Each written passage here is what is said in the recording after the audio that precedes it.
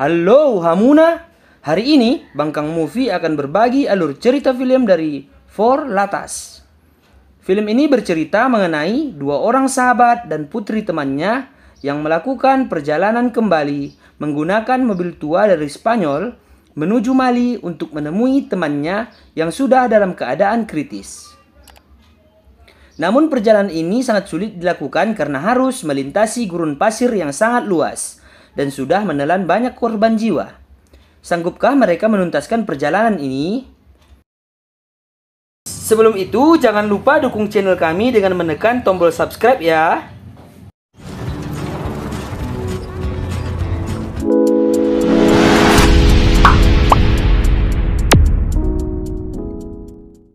Scan diawali ketika Tocho mendapatkan surat dari istri temannya. Dia diberitahu bahwa Joseba sudah sakit parah dan ingin menemui mereka sebelum Joseba meninggal. Saat di perjalanan pulang bekerja, Tocho akhirnya sadar bahwa menjadi pekerja kantoran bukanlah sesuatu yang pas untuknya. Dia pun membuang semua pakaian kerjanya di tempat sampah. Saat di rumah, Tocho ingin menikmati anggur. Lalu dia teringat dengan anggur temannya Jean-Pierre. Dia pun memutuskan pergi menemui Jean-Pierre.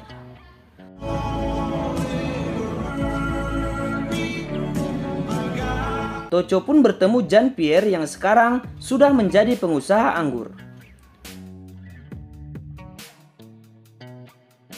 Tocho memberitahu mengenai alasannya datang menemuinya dan mengajak Jean-Pierre melakukan perjalanan kembali ke Mali untuk menemui Joseba. Namun Jean-Pierre sudah tak berani lagi untuk melakukan perjalanan jauh.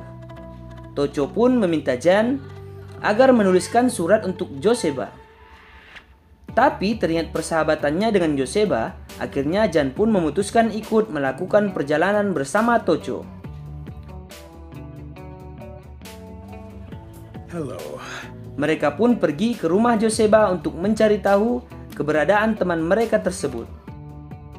Ternyata di rumah Joseba di Spanyol, putrinya yang bernama Eli tinggal di tempat tersebut. Mereka pun memberitahu Eli mengenai surat istri ayahnya dan rencana perjalanan mereka ke Timbuktu, Mali, tempat ayah Eli tinggal.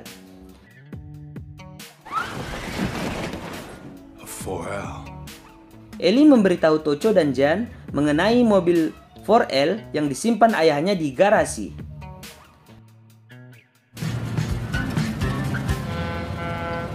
Akhirnya, mereka bertiga pun berangkat menuju Timbuktu menggunakan mobil klasik tersebut. Jean dan Tocho juga berniat merekam perjalanan mereka untuk jadi kenang-kenangan seperti yang dulu mereka lakukan saat melakukan perjalanan pertama kali.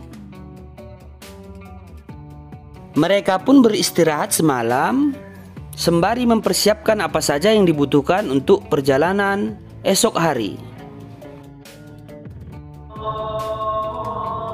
Di pasar, Tocho bertemu dengan Soriano, seorang sarjana yang memilih melakukan petualangan bebas daripada bekerja di kantor.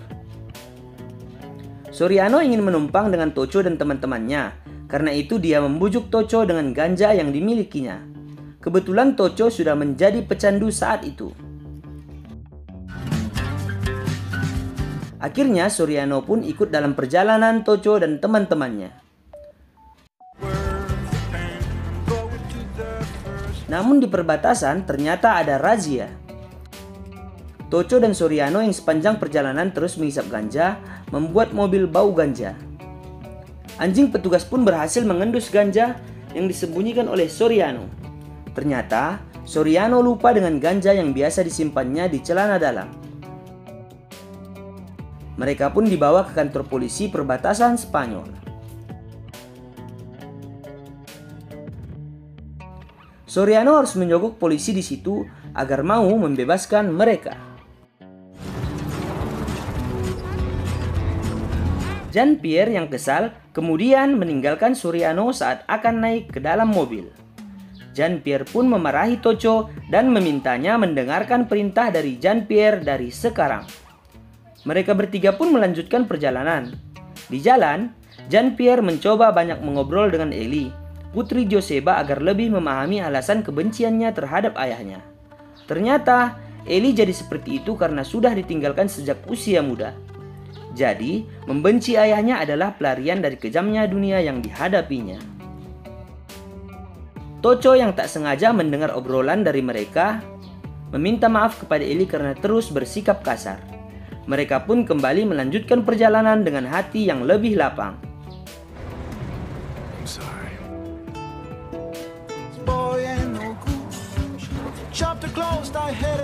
Seiring perjalanan, hubungan ketiganya pun semakin dekat.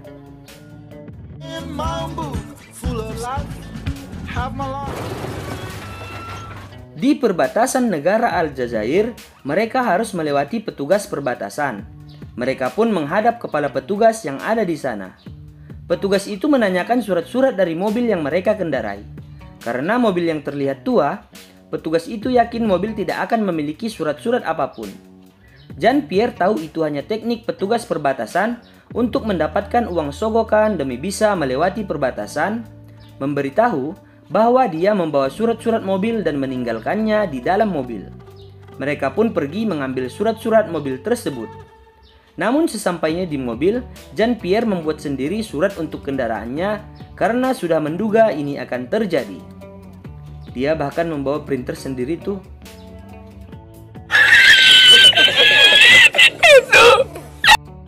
Si petugas pun terkejut ketika Jean-Pierre datang membawa surat kendaraan selengkap-lengkapnya. Si petugas pun memberi briefing mengenai perjalanan yang akan dilakukan Jean-Pierre dan Tocho.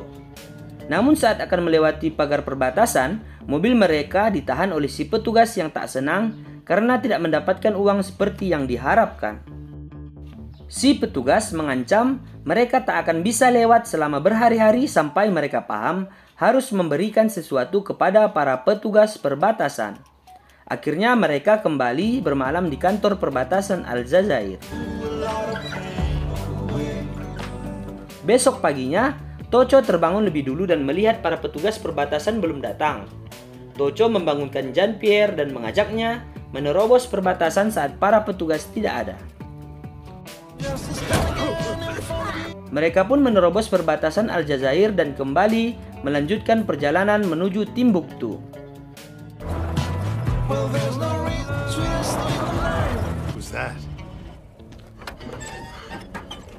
Ketika di tengah-tengah perjalanan, mereka menemukan bahwa seseorang sudah menyelinap ke belakang mobil mereka. Dia adalah Mamado, budak yang ingin kembali ke negaranya Mali. Namun karena tak memiliki uang, dia pun menyelinap ke dalam mobil Jean-Pierre dan Tocho saat tahu mereka juga akan ke Mali. Jean-Pierre ingin mengembalikan Mamado ke pos perbatasan, namun Ellie ingin membawanya. Terjadilah sedikit cekcok. Ellie mengancam ikut tinggal bersama Mamado jika mereka tak mau membawanya. Jean-Pierre pun tak bisa menolak. Akhirnya mereka mengajak Mamado untuk pergi bersama. Mereka pun kembali melanjutkan perjalanan. Masalah lagi-lagi datang saat mobil mereka terperosok ke dalam kubangan pasir.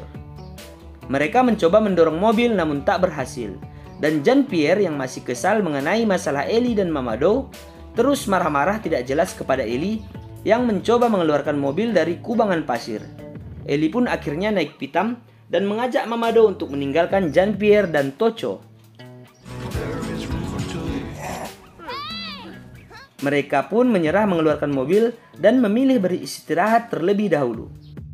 Sore harinya, mereka melihat kafilah yang kebetulan melalui tempat mobil mereka mogok.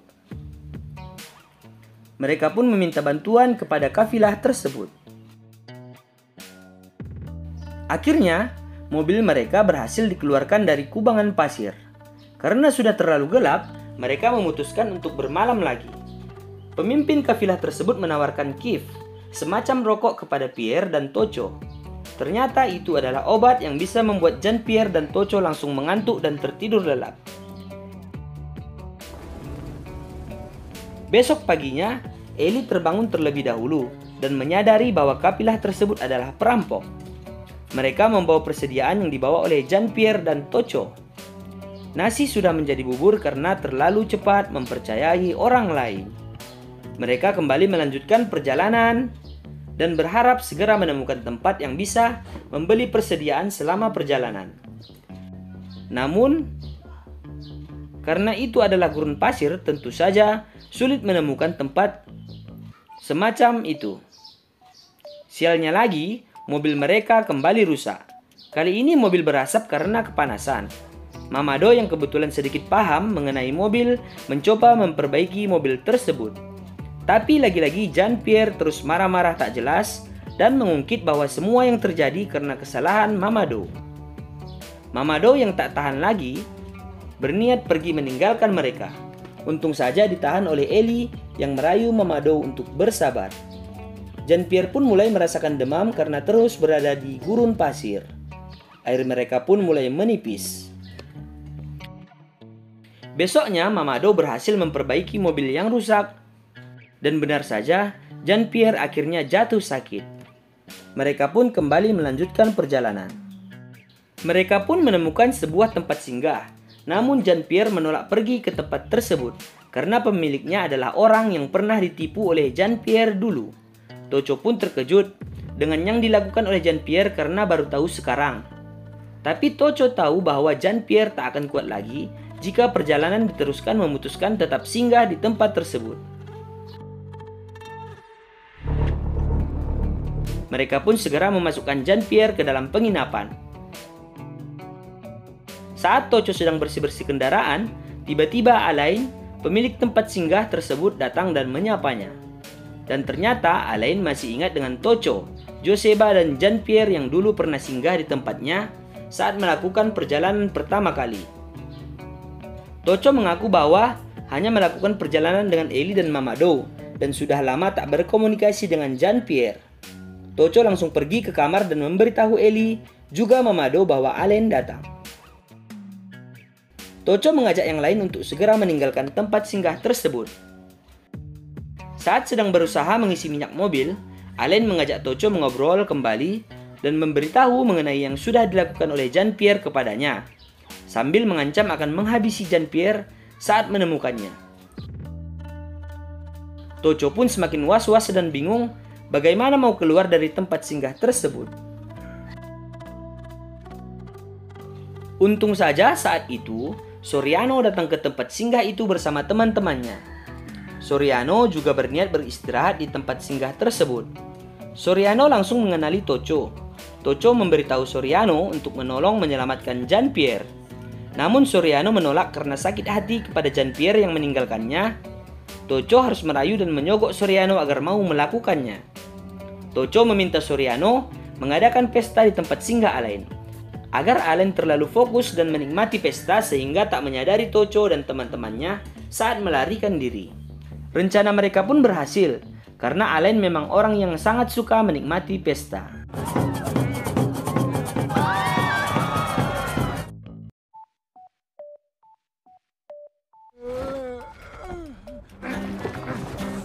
Mereka pun berhasil melarikan diri dari tempat singgah Alain.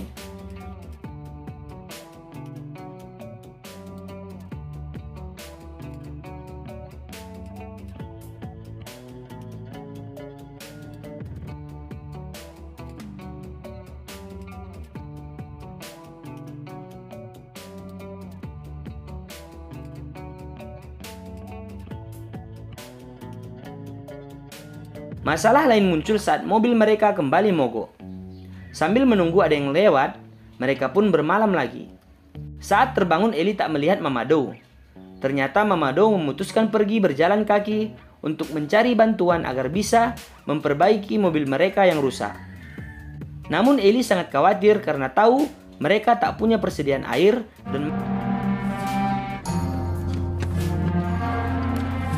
dan Mamado harus melintasi gurun pasir tanpa membawa perbekalan air yang cukup. Hari-hari pun berlalu namun tak ada orang yang lewat. Stok air pun sudah habis. Tocho bahkan harus mengeluarkan sisa air radiator agar dapat minum sesuatu. Namun tetap tak ada orang yang lewat yang bisa dimintai bantuan. Ellie yang sudah hampir putus asa memiliki ide. Dia membakar ban serep kendaraan berharap ada yang melihat asap dari bakaran ban tersebut.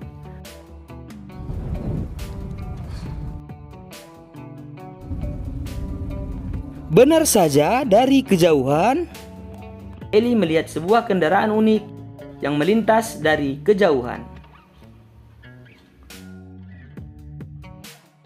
Eli dan Tocho berusaha memanggil orang tersebut.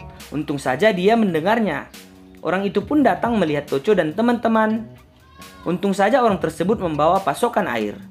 Dia adalah Yakimoto, seorang teknisi Toyota. Yakimoto bahkan membawa peralatan sendiri. Dia pun memperbaiki mobil Tocho yang rusak.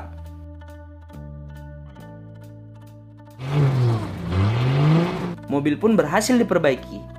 Yakimoto bahkan membawa obat persediaan mengantisipasi sakit yang bisa dialami ketika berada di padang gurun yang luas. Jean-Pierre pun lalu diobati.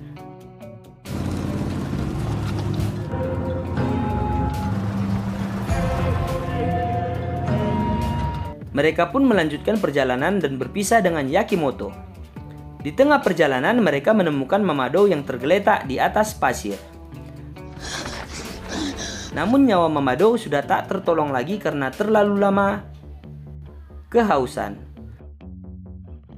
Mereka pun melanjutkan perjalanan dengan hati yang hancur.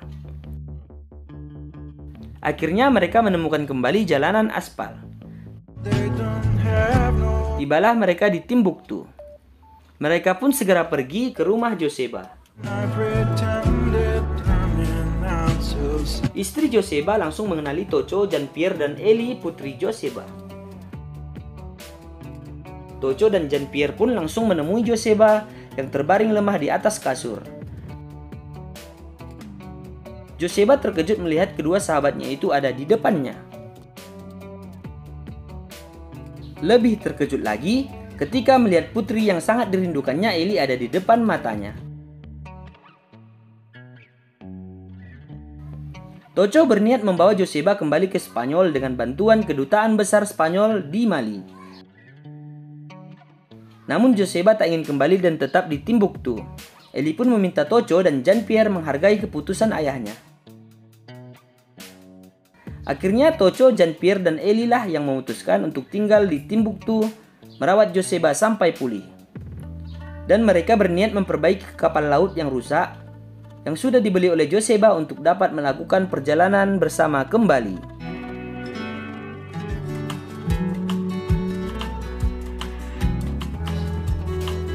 Demikianlah alur cerita film dari For Latas. Mudah-mudahan kalian suka.